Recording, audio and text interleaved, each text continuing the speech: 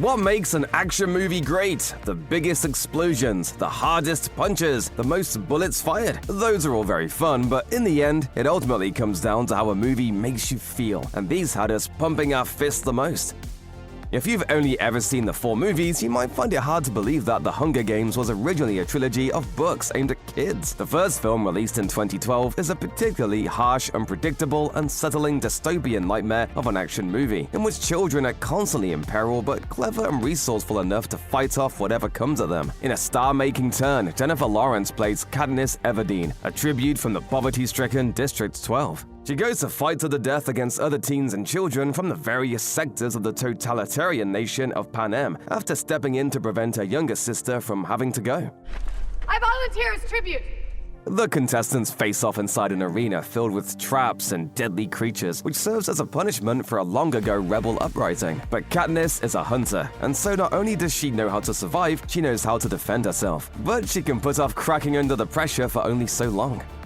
It took nearly 40 years for Hollywood to deliver a sequel to probably the best movie ever made about aviation, the Cold War, naval camaraderie, and non-wartime military action, and somehow it was worth the wait. Top Gun Maverick is just as good as the original in terms of drama, thrills, character dynamics, and breathtaking aerial action sequences. The 2022 follow-up catches up with Tom Cruise's character from the first film, hotshot US Navy pilot Pete Maverick Mitchell, still working and cheating death as a test pilot, avoiding promotion because it would keep him out of the air. He's enlisted to train a group of young and cocky pilots for an extremely dangerous mission, one of whom, played by Miles Teller, is the son of his late best friend. Really though, Top Gun Maverick is about the dogfights and the plane shots, and it's got plenty of unbelievable flying scenes.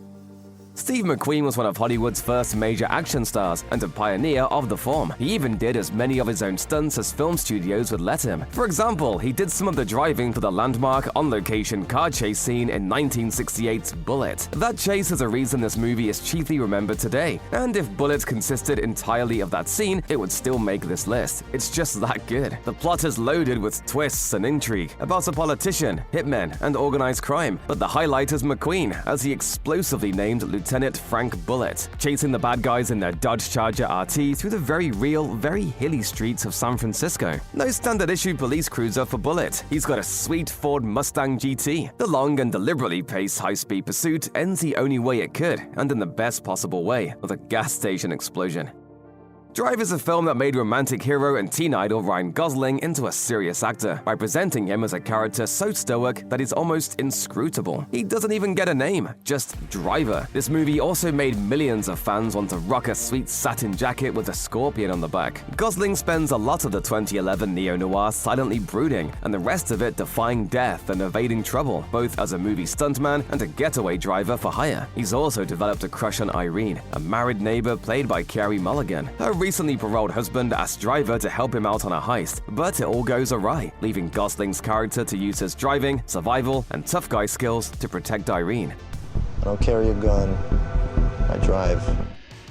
Duel is the kind of movie you either can't look away from or hide your eyes in fear. That's because it's grounded in realism, depicting a frightening moment that could feasibly happen to any random person. A few things make this 1971 car chase thriller notable. One, it was a made-for-TV movie that aired on ABC, and two, it's the feature-length debut of superstar director Steven Spielberg. It's about a normal, average working man played by Dennis Weaver, driving his Plymouth to a meeting with a client. Seemingly unprovoked, he arouses the ire of a big-rig trucker that doggedly follows David, attempting to run him off the road and kill him in any number of ways. We never get a good look at the person driving the truck, making it even more unsettling. David is naturally unnerved, and it takes more than defensive driving to save himself. Diminishing returns is generally the name of the game with long-running film franchises, but according to critics, 2015's Furious 7 is the most critically acclaimed entry in the entire Fast and Furious series. By that point, the series architects had stopped taking the movies so seriously, totally embracing the chaos and action-packed silliness that made the first few entries critical duds. Daddy's gotta go to work.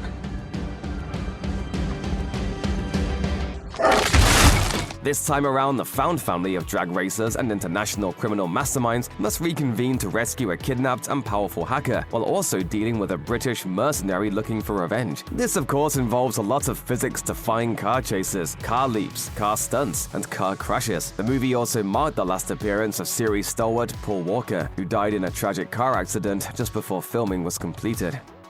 It's never quite clear which story being told in Atomic Blonde is the true one or where intentions or loyalties really lie, which makes sense given that it's about secret identities and double agents. But the fact remains that this 2017 shoot-'em-up directed by John Wick veteran David Leitch is one of the most captivating and compelling action movies of the last decade. It stars Charlize Theron as the British spy agency MI6's top agent. Just before the fall of the Berlin Wall, he's sent into a dreary, intimidating, communist-run East Berlin to obtain a dossier listing all known secret agents and their identities. Along the way, she has to shoot a lot of people, get out of several almost assuredly deadly traps, and even get herself out of a speeding car while attempting to kill the driver.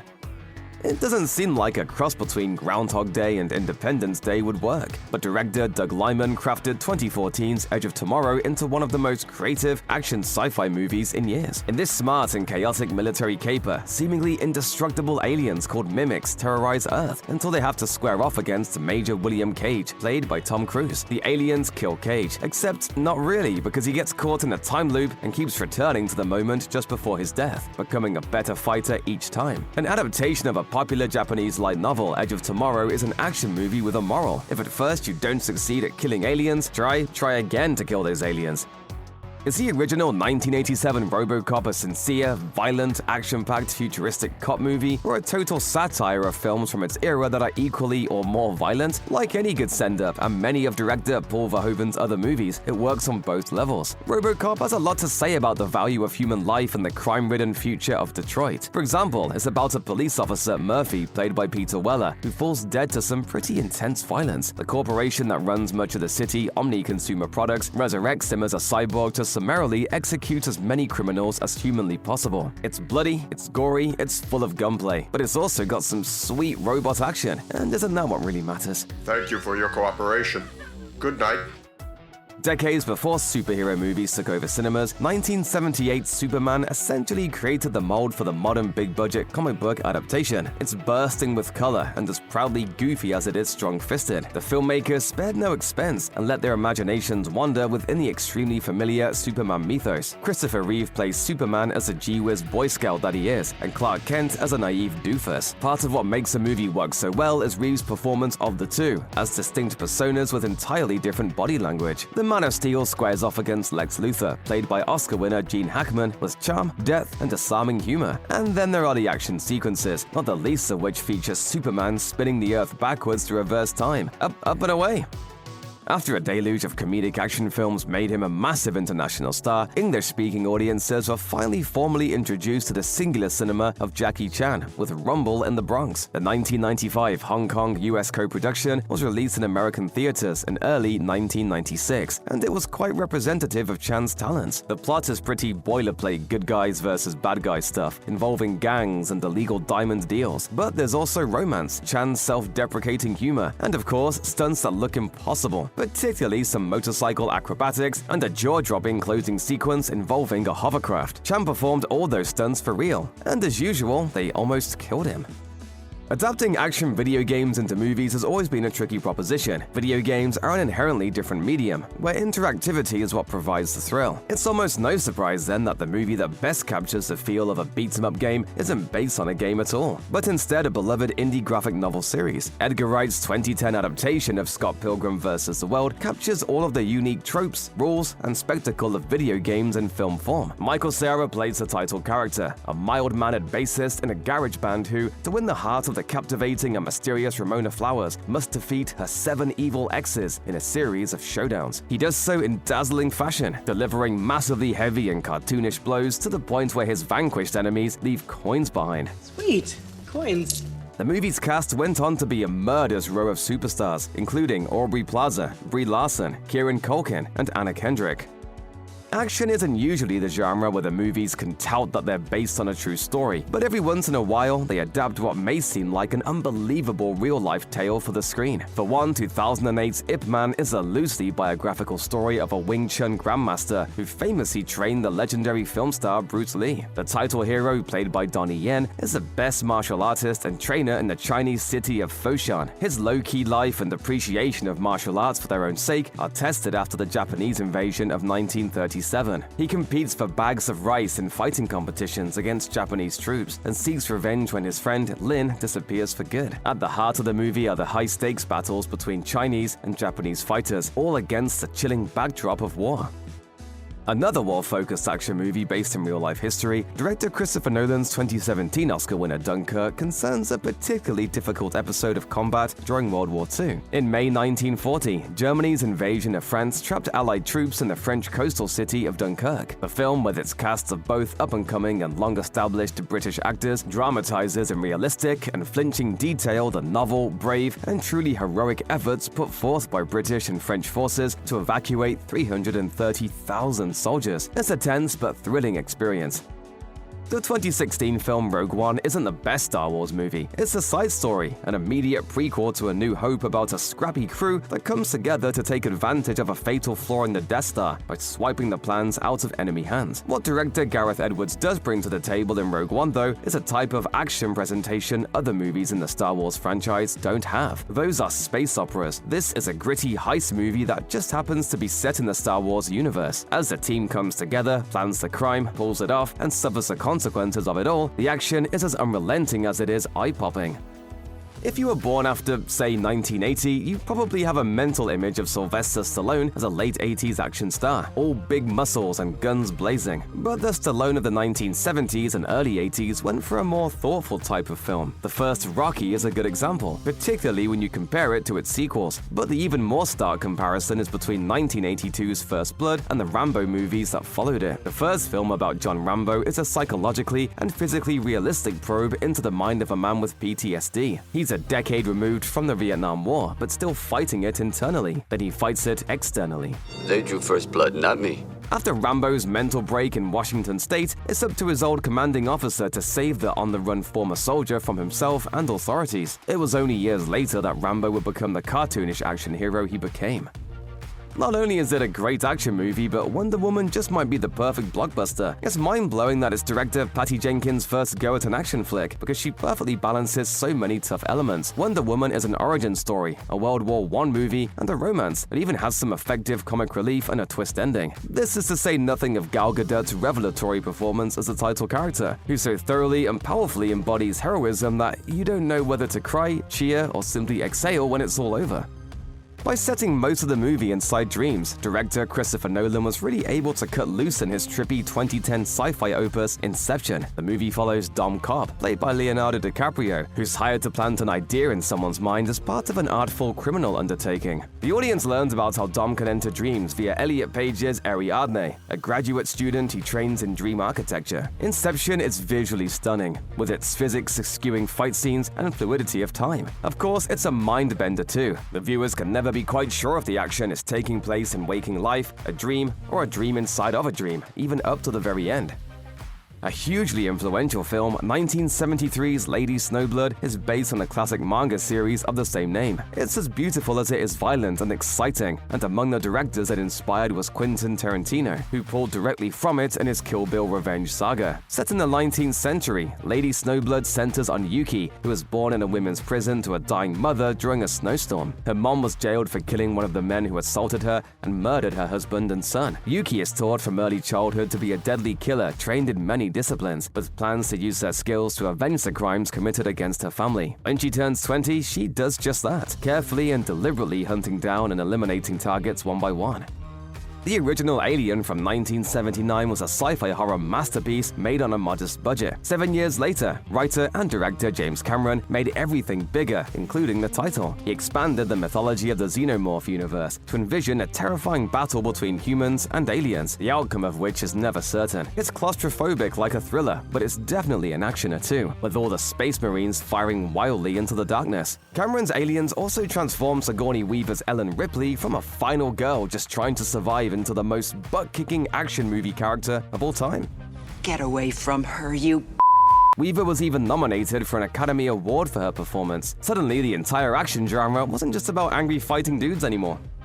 Is Bullitt Train the most coherent film on this list? Absolutely not. And there's an argument to be made that it's not really trying to be. David Leitch's smooth, breathlessly paced, and endlessly surprising action comedy revels in absurdity, showcasing both the cruelness of fate and the bounty of good fortune through fight scenes so wonderfully chaotic they elicit as many laughs as they do gasps. Leitch brings his trademark glossy sense of style to the film, making 2 hours of non-stop violence feel almost as luxurious as a tidal vessel carrying the cast across Japan. For those who have yet to see it, try your best to go in without any spoilers. You'll never believe who boards the Bullitt Train next. Sure, some action movies are thoughtful, serious affairs about real-world problems, but audiences often go to an action flick looking to have fun. In most cases, the name of the game is to pleasantly bewilder and excite moviegoers with some over-the-top fisticuffs and shootouts. The funny and often irreverent 2006 action movie Crank does exactly that, placing the usually calm, collected, and in charge Jason Statham in a situation not unlike the one in Speed. But instead of a bus, it's his own body. Statham's character Chev is a professional killer planning to go legit after one last job. But then he botches it and receives a DVD telling him he's been poisoned and has an hour to live. So he only has 60 minutes, much of which plays out in real time to find the antidote. Plus he can't let his adrenaline levels dip or he'll die even sooner. It makes for one very busy and entertaining hour. Director John McTiernan mixed elements of war movies with horror and science fiction and wound up with 1987's Predator, one of the most rollicking, thrilling, and unpredictable action flicks ever made. The film also features one of Arnold Schwarzenegger's most engaging performances, helping launch a franchise that's still going strong today without him. Run! Go! Get to the chopper! The film follows an elite military squad led by Arnold's Major Alan Dutch Schaefer as it's sent to track down a hostage kidnapped by rebels. Avoiding attacks from insurgents and the natural dangers of the jungle is enough to worry about, but the team also has to deal with something even nastier: the camouflaged wily alien that's tracking them for sport. Some viewers may quibble with this 2022 Best Picture Oscar winner being slotted into the action genre, but the title Everything Everywhere All at Once is accurate. It's a funny, giddy, eye-popping assault on the senses that combines classic sci-fi, action, and Journey of the Soul movie tropes to create something wholly original. Star Michelle Yeoh plays Evelyn Wang, a middle-aged Chinese immigrant living in the US. She's bored with her humdrum existence running a laundromat until she unlocks the power of daydreams. These fantasies aren't little mental escapes at all, but pathways to a multiverse where Evelyn jumps into the life of whatever other Evelyn she can imagine. In one, she's an action film star and martial arts master, leading to some eye-popping fights.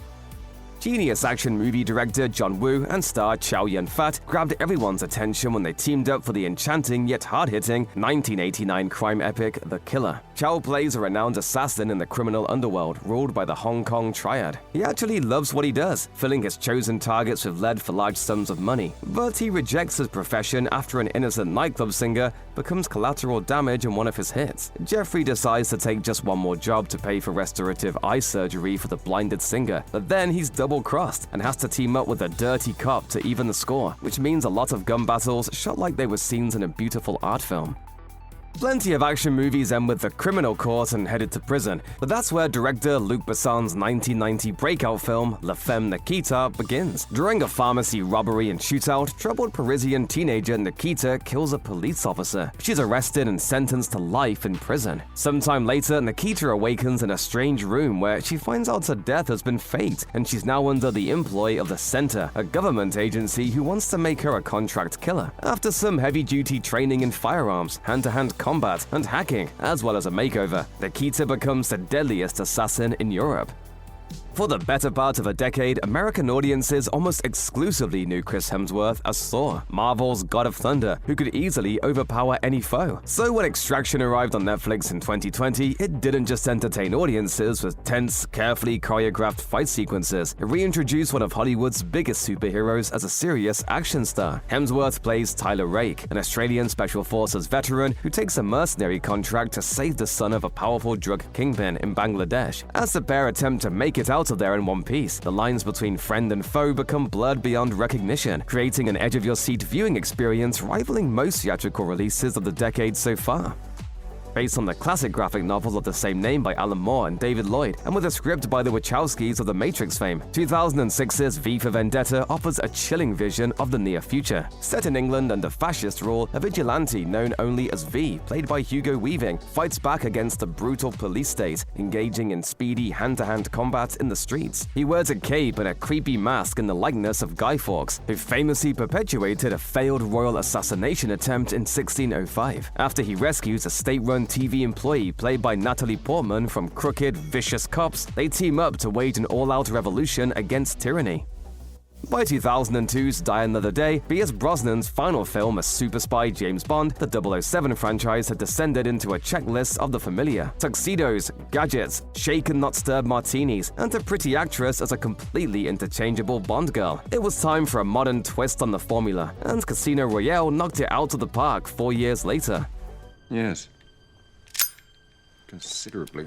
Daniel Craig took over as a younger James Bond, and the movie took cues from other forward-thinking action films of the new millennium. It's gritty, intense, and completely lacking the usual James Bond silliness to deliver the best entry in the series since Sean Connery was creating action movie tropes back in the 60s. Edgar Wright is best known for directing comedies with some action or horror elements, but with Baby Driver in 2017, he made the leap to full-blown action, and the result is as frenetic and assured as the lead character's driving. Ansel Elgort plays the titular Baby, a young but very skilled driver recruited to handle the getaway car for a heist squad. The unreal stunts in the film are deliriously fun, and the director's extensive movie knowledge and vocabulary inform his self-assured direction with a mismatch of homages to other films. It makes for a thoroughly satisfying assault on the senses. The end result is pretty much everything audiences could want out of a car-based action film. 1997's Face Off was such a preposterous concept that it would have been a ridiculous misfire had it been made by anyone but Hong Kong action legend John Woo, who turns it into something unforgettable. The film also finds a perfect role for the idiosyncratic Nicolas Cage. Castor Troy, a giddily crazed terrorist who tries to kill FBI agent Sean Archer, played by John Travolta at the height of his 90s career revival. To learn where Troy hid a massive bomb, Archer has his own face surgically replaced with Troy's, and then Troy gets his replaced with Archer's. It's like Freaky Friday but with bizarre science, riots, boat chases, and some of the most epic shootout sequences ever caught on film. Sometimes a problem with comic book movies is that they take themselves too seriously, forgetting the whole point of their source material to be some fantastical fun. Guardians of the Galaxy embraced its DNA to deliver one of the most purely enjoyable comic book adaptations of all time. It's as much of a comedy as it is an action ride through outer space, with Chris Pratt perfectly cast as the funny and fearless Peter Quill, who ineffectively demands to be called Star-Lord. Star-Lord. Who? Star-Lord, man. Add in a space prison, a telepathic arrow, 70s rock classics, a foul-mouthed raccoon, a talking tree, and a cascading series of epic space battles and hand-to-hand bouts, and the end result is a joyous, self-conscious blast.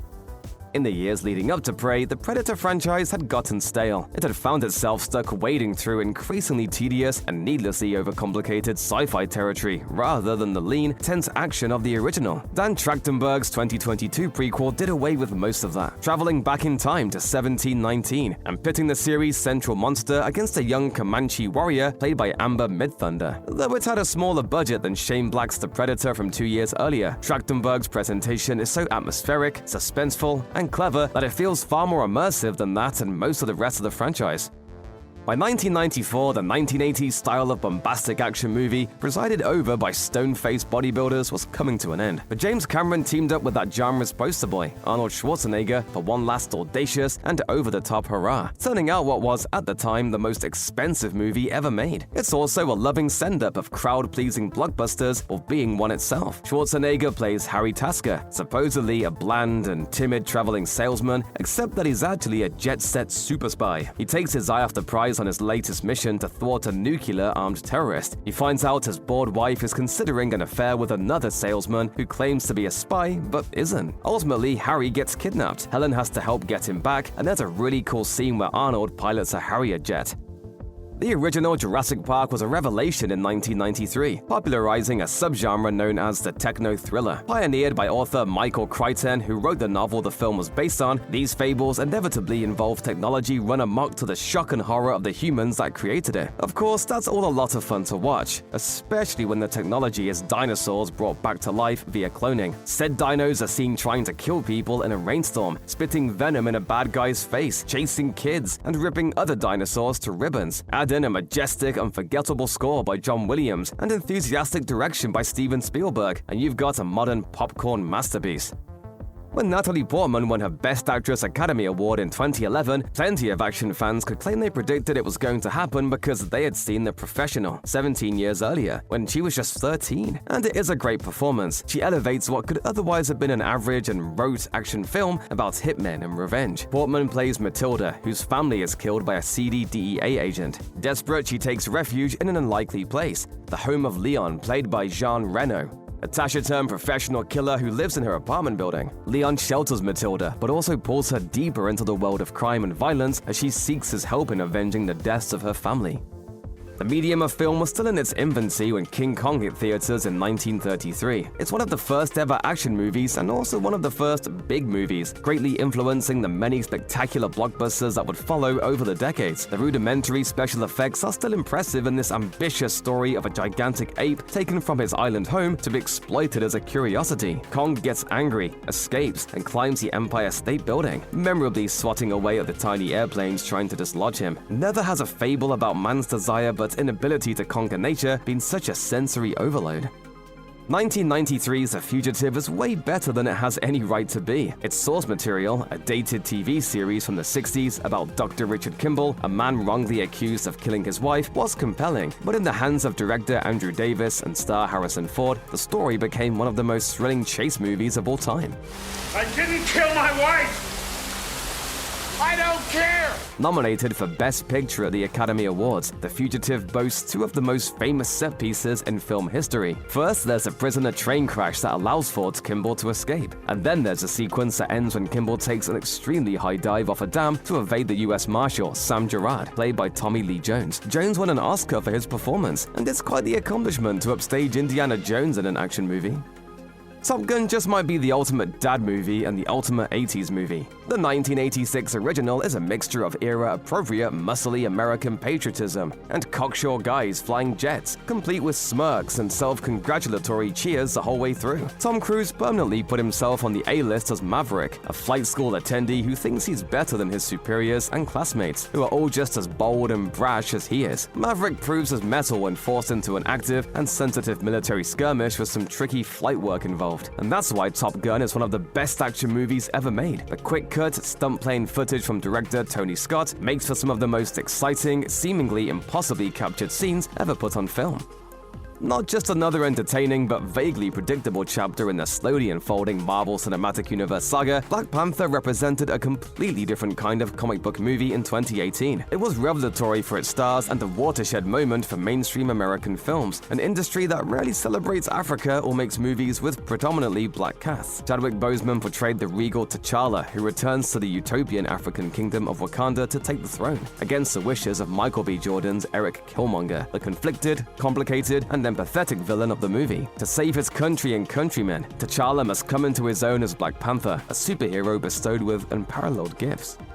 Reboots generally don't work. Even if they do, they're usually doomed to pale in comparison to the original. Not so with 2015's Mad Max Fury Road, which expands and improves on the Mad Max universe with a non-stop ride through the familiar, harrowing, post-apocalyptic wasteland on modified cars, tanks, and war machines, piloted by crazed, survival-driven nomad warriors. Oh, what a day! What a lovely day! Series creator George Miller returned to direct Fury Road, and his 35-plus years of experience as a filmmaker are on full display in an action movie that's both endlessly thrilling and emotionally compelling. It helps that master actors Tom Hardy and Charlize Theron are along for the ride, to say nothing of Doof Warrior, a guy who stands on a moving vehicle and plays a fire-spewing electric guitar, who just might be dystopian cinema's most memorable character. Hollywood had churned out multiple big-budget Batman and Superman movies by 2002, the year a movie about the third member of the most famous superhero club finally got made. A Spider-Man movie had been in development hell for decades before director Sam Raimi finally got his hands on the web-slinger. Maybe that was a good thing, since CGI technology had advanced to the point where he could make a thrilling, delightful, and visceral Spider-Man flick. Star Tobey Maguire speedily soars around New York City's skyscrapers in such realistic point-of-view fashion that the audience is dizzy, if not nauseated afterwards. Spider-Man also fully embraces the title character's mild-mannered regular guy persona, Peter Parker, as a geeky teenage photographer, making his transformation into Spider-Man, nemesis of Willem Dafoe's villainous Green Goblin, all the more impressive and satisfying. After their crime movie masterwork The Killer, director John Woo and star Chow Yun-fat reconvened 3 years later to make Hard Boiled in 1992. In this follow-up, Chow plays an impossibly awesome and artistically violent legend on the right side of the law. Although Inspector Tequila Yuen isn't exactly by the book. Yuen goes undercover to bust illegal gun dealers and does whatever he needs to get his man. But his skills are stretched to their limit when, after his partner is killed in a firefight with gun smugglers, he teams up with an undercover cop and they infiltrate the very dangerous Hong Kong triad. Hard Boiled is exactly that, a slow-burning police drama with plenty of unpredictable turns and a spectacular climax. Jimmy Popeye Doyle, played by Gene Hackman, just never stops running, or driving, or punching, or kicking, or knocking some thug to the ground in pursuit of his violent brand of justice. His methods may not be normal, or ethical, or legal, but that just reflects the unexpected and original nearly verite style of direction by William Friedkin. Despite being so frenetic, so tough, so new, and so very violent, 1971's The French Connection won Best Picture at the Academy Awards. And if they had an Oscar for Best Car Chase, in this case a harrowing white-knuckle ride under a New York elevated train, it probably would have won that too. International cinema didn't get a lot of attention in the English-speaking world in the 1950s, but Japanese filmmaker Akira Kurosawa earned universal, well-deserved praise for his taut, haunting, lyrical, and beautifully shot films. And among his best works is the 1954 adventure epic Seven Samurai. In a rural, run-down Japanese village in the year 1586, the local farmers are threatened by vicious bandits who plan to attack and steal the entire harvest. Their way of life, if not lives, are in jeopardy, prompting Elder Gasaku to suggest hiring 7 samurai for protection and defense. The village is too poor to pay the warriors in anything other than food, so Gasaku suggests finding the hungriest samurai because they're the ones who will fight the hardest. As proven by Kurosawa's battle sequences, he is correct. You can expect a few things from just about any James Bond movie. Beautiful women, chases in exotic locales, fights in high locations, and daring gun battles. But that all had to start somewhere, and that place was in the swinging 60s. The series' third entry, 1964's Goldfinger, starring Sean Connery, established the franchise's best and most familiar tropes. One of those is a joyfully evil and hyper-smart villain, the title character played by Gert Frober. Goldfinger plans to break into Fort Knox and eradicate all the gold there to upend the world economy to his own financial benefit. Bond, always retaining his cool, tries every exciting and explosive trick in the book to stop him after nearly getting sliced in half by a laser. Do you expect me to talk? No, Mr. Bond, I expect you to die. Much of the conversation surrounding 2022's The Woman King concerned whether or not it was actually historically accurate. But all that really missed the point. Facts aren't the real draw here. It's a revival of the sword and sandal genre, seen through fresh eyes and a different perspective. Rarely has a filmmaker, in this case director Gina Prince Bythewood, been able to evoke the same sand-swept sense of adventure as Ben-Hur or Gladiator, much less do so around grounded fight scenes so tightly choreographed and intricate. The film feels like a cousin to sleek, modern punch-em-ups like the John Wick series. It has the capability to win over even those averse to the historical action genre, especially with Viola Davis giving one of the best performances of her career. Westerns used to be thought of as kid stuff. Back in the 1930s and 40s, children loved Roy Rogers, Gene Autry, and other good guys in white hats singing along the trail as they foiled train bandits and horse thieves. The real Old West was nothing like that. It was probably more like to the absolutely gonzo, lawless nightmare world of Sam Peckinpah's 1969 border fight epic, The Wild Bunch. A huge influence on later filmmakers, The Wild Bunch embraced blood, violence, and moral ambiguity. At the time of its release, movies movies by and large did not show blood. People got shot and just fell down, but The Wild Bunch showed and kind of celebrated the real consequences of violence with its multiple, never-ending shootouts. One guy's even got a machine gun that more properly belongs on a warship. Sometimes cowboys and gunslingers had to shoot each other, and that made the good guys a little bad, and the bad guys a little good. No one else has ever demonstrated a more impressive and enchanting mastery of on-screen martial arts than Bruce Lee. Consider how well he's still remembered, even though his screen career as an action star was really only a few short years in the late 1960s and early 70s. In 1973, he provided a glimpse of the wonderful and explosive new ways he could have lit up theaters with Enter the Dragon, part martial arts movie and part spy movie, which meant double the action. Sadly, it was the last film Lee finished before his untimely death at the age of just 32. Bursting with charisma, Lee plays a kung fu master named Lee, who's sent by a secret spy operation to infiltrate the inner circle of Han, a master criminal and martial artist who's trained at the same monastery. Lee and Han meet at a martial arts tournament, although Lee's mission takes a dark turn when he seeks revenge upon learning that Han's foot soldiers killed his sister. Yes, 2016's Train to Busan is a zombie movie, but it's not just horror, it's more of a chase movie, like so many great action movies. It's just that, in this case, the bad guys trying to defeat the good guys are flesh-hungry undead. Oh, and there's little to no escape for protagonist Sok Woo, his daughter, or the many other characters on hand, because Train to Busan is about the early stage of a zombie outbreak, and it almost entirely takes place in the cramped confines of the title train. That's a recipe for an intense, breathless action film.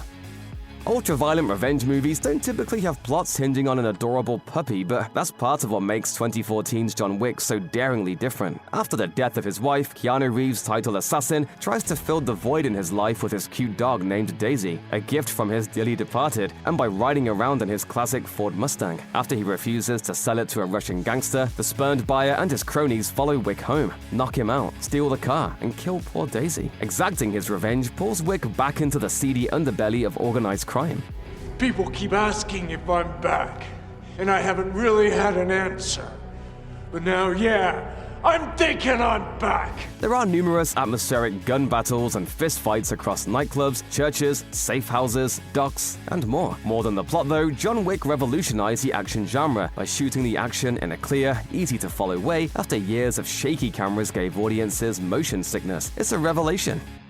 In 2002, the James Bond franchise was slumping its way through an era of stale, lazily delivered cliches. Thankfully, a refreshingly modern, wholly American spy movie reflected the current environment of post-9/11 geopolitics, the Bourne Identity. As Bond's Cold War era slipped into history, a sense of what now developed on the world stage as the War on Terror and Age of Surveillance emerged. Matt Damon's ultra-trained super warrior who doesn't know his own name but is aware of his own incredible fighting abilities embodied that uncertainty. Thanks to the paranoid, groundbreaking at the time shaky camera work and urgent pace established by director Doug Liman, the audience rarely knows more than Jason Bourne does. As a result, they never quite get to take a breath either. When it was announced that director George Miller would be returning to the wastelands after the universally acclaimed Mad Max Fury Road, he had an almost impossibly high bar to clear. Astonishingly, the 2024 prequel Furiosa, with Anya Taylor-Joy playing a younger version of the title heroine instead of Charlize Theron, was every bit as ambitious as Fury Road in terms of narrative scope, character development, and action set pieces. From the motorbike race out of the Green Place to the assault on Gastown, each explosive conflict is so imaginative and mythological that the film often feels like a fairy tale for adults, and an incredibly violent one at that. The 1998 German suspense film Run Lola Run delivers exactly what the title promises: running. Star Franka Potente keeps those legs pumping through most of the film's 80 minutes, much of which unfolds in real time. Lola's criminal boyfriend, Manny, has royally messed up a large cash delivery, leaving it on the subway in a moment of panic. His boss will kill him if he doesn't replace the money in 20 minutes. And so Lola is off and running, trying every scheme she can think of to get the money to Manny. Some of those schemes don't work out, and Lola winds up dead, sending the action right back to the beginning where Lola gets another chance, just like in a video game. The original film essentially defined the popular action genre of the late 2010s and early 2020s. The release of John Wick Chapter 4, the finale of director Chad Stahelski's four-film saga, felt like the end of an era in multiple significant ways. What started as a simple revenge story about a retired assassin, a career-reviving role for Keanu Reeves, killing his way through his grief, sprawled into an intercontinental, no pun intended, epic of conspiracy, survival, death, and rebirth, culminating in a no-holds-barred last stand in Paris, France. John's final trek to Sacré-Cœur is one of the most technically spectacular action sequences ever put on film, and could easily be considered the peak of a series with almost no valleys. Yes, director Quentin Tarantino's Kill Bill is technically two movies from 2003 and 2004, but we're counting it as one epic tale of revenge, centered on a hero of near-superhuman abilities and unrelenting focus, but with enough vulnerability and human motivation to make audiences root for her. Uma Thurman's The Bride goes on a quest to locate and take down every member of the deadly Viper assassination squad that left her for dead in a coma years earlier. The trail ultimately leads to the gang's leader, her ex-lover Bill, played by David Carradine. Along the way, the bride must subdue each of her enemies in wildly choreographed fight sequences, any number of which would be the centerpiece of a good action movie. Kill Bill is loaded with them, from the suburban home battle with Vernita Green, to an acrobatic melee with gangsters in Japan, to the final showdown with Bill. Mel Gibson's Martin Riggs and Danny Glover's Roger Murtaugh are mismatched cops, with the former being a loose cannon who doesn't play by the rules, and the other a by-the-books guy who is Too old for this. 1987's Lethal Weapon created the formula for dozens of buddy cop action comedies to come, but the original actually makes it work. The chemistry between Gibson's unpredictable wild man and Glover's put-upon audience surrogate is a truly winning combination. Plus, the darkly funny plot never quite goes where the audience thinks it will. Riggs just doesn't care that he's gonna get caught in the crossfire when he orders cops to unload on a drug bust he's in the middle of, nor does he worry about maiming himself by jumping off a ledge with a guy instead of talking him down. Many action films are described as epic, but few deserve that descriptor as much as 2022's RRR. Already a cultural phenomenon in India, the movie became an international sensation when it hit Netflix, sweeping audiences around the world into its story of unbreakable brotherhood shared between two real Indian revolutionary figures rising up against the British Empire. Sure, there's no evidence the two real men ever met, but historical accuracy is far from the point. About every 5 minutes, something absolutely unimaginable happens on screen. Whether it's a man fighting a tiger with his bare hands, one soldier punching his way through 100 men, or two men reviving a dead party for British aristocrats by performing one of the most infectious musical numbers ever seen on film, it's truly an epic in every sense of the word. Not many action movies about a citywide gang war evoke memories of Greek epics read in high school literature classes, but director Walter Hill's 1979 classic The Warriors confidently straddles the world of fight films and literary allusions. Told over the course of one harrowing night, The Warriors is about a Coney Island gang who travel to a huge, middle-of-the-night criminal summit, which ends in chaos when a messianic gang leader is killed. Mistakenly identified as the culprits, the Warriors have to find their way back home, negotiating enemy territory that's aggressively defended by New York's many other gangs, including the leather-clad Rogues, the purple vest and fedora-wearing Boppers, and the clown makeup and pinstripe-sporting Baseball Furies. Director and star Stephen Chow's 2004 martial arts extravaganza Kung Fu Hustle plays like a hilarious live-action cartoon in the best possible way. There are many non-stop, intricately choreographed fight scenes that it's hard to even figure out how they were filmed. In this dazzling, dizzying action epic set in China in the 1940s, Chow plays Sing, a down-on-his-luck guy who's desperate to join the scary, cool Axe Gang. He's willing to fight and kill to do it, but things get interesting when he attempts a heist of an apartment complex where a remarkable number of the residents are quite adept at aerial kung fu. Fortunately for the audience at least, Sing's group is equally skilled at axe-based fighting and other martial arts, leading to some spectacular showdowns. Director James Cameron's name has popped up several times on this list for his technical wizardry and eye for spectacle. But the movie that put him on the map, 1984's The Terminator, is an old-fashioned, violence-driven, gritty 80s action flick. The movie was also the breakout role for Arnold Schwarzenegger, who plays the title antagonist in the days before he was always a hero. For the first of several times, Schwarzenegger plays a cyborg pretending to be a human. Here, he's sent from 2029 back to mid-80s to kill Linda Hamilton's Sarah Connor before her son, John, the future leader of the human resistance to an AI uprising, can even be born. Sarah and her human protector, Kyle Reese, played by Michael Biehn, are thus on the run from a seemingly unstoppable killing machine. Come with me if you want to live. While the first movie was a great example of effective sci-fi action on a budget, Terminator 2 Judgment Day, released 7 years later in 1991, was one of the most expensive movies ever made to that point, but the money is all up there on the screen, which suits the plot, involving highly advanced robots traveling through time to ultimately kill and rescue the future savior of the human race, and now preteen John Connor, played by Edward Furlong. Come with me if you want to live.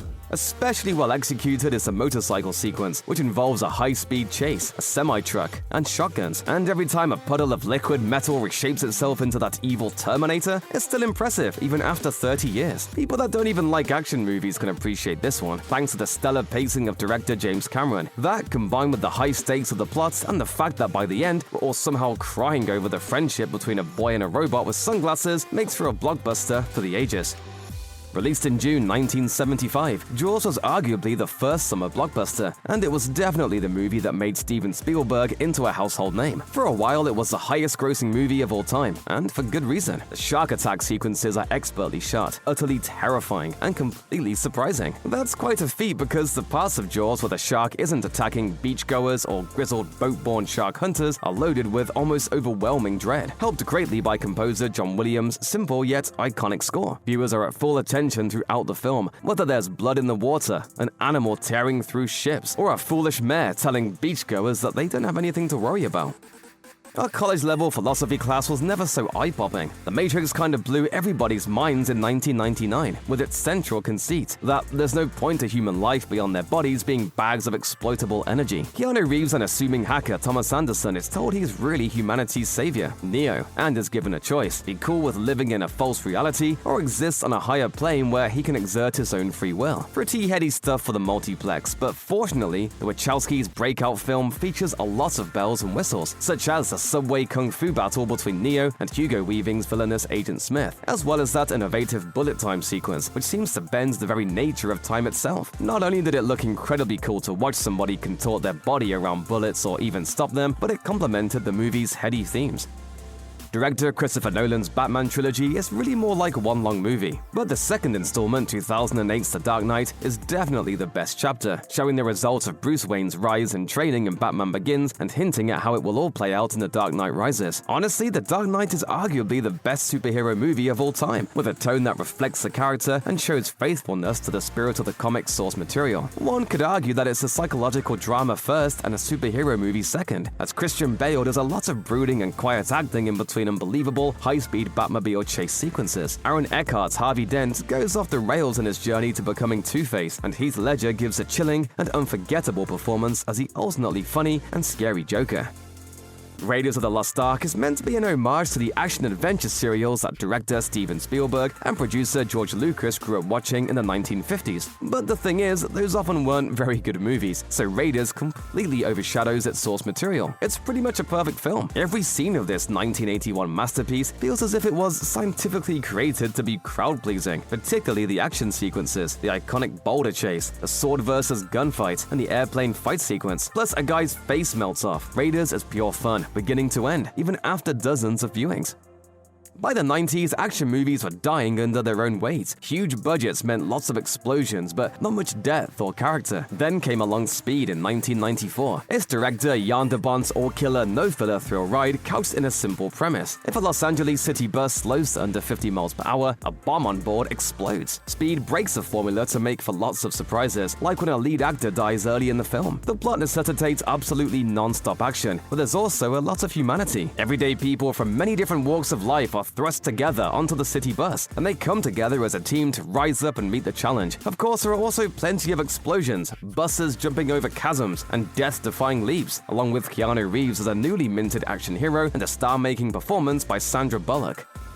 Gone with the Wind is a pretty good sweeping war epic, sure, but wouldn't it be better if everybody in it had supernatural martial arts fighting abilities, and the fighting was more technically perfect and beautiful than the greatest performance by the greatest ballet company? It would be, and that movie pretty much exists. 2000's Crouching Tiger, Hidden Dragon, in the able hands of director Ang Lee and an absolutely stellar cast. The result is one of the most stunningly gorgeous and deeply moving films ever made. Right, sure, but what about the action? There are so many amazing martial arts sequences in the film, such as the gang of fighters meeting their end against one young woman in a restaurant, as well as the near-wordless battle in the sky on the fragile tips of trees. While action movies often rely on special effects to do all the heavy lifting, in Crouching Tiger, they merely enhance the incredible ability of the actors and stunt performers already captured on film. Part of the reason Die Hard works so well is its cinematic context. When it was released in 1988, action movies all tended to feature stoic dudes with huge muscles, laying waste with boulder-sized fists and machine guns, never doubting their dominant masculinity and barely cracking a smile. But then comes along Bruce Willis as John McClane, a relatively average-sized normal guy who cracks wise and expresses fear and self-doubt as he almost single-handedly beats back terrorists. He literally saves Christmas. Welcome to the party, pal! It helps that Willis, best known at the time for the TV dramedy Moonlighting, was incredibly charismatic, but the villain is important too, and Die Hard also gave us a breakout performance from the beloved Alan Rickman as Hans Gruber, one of the all-time great movie bad guys.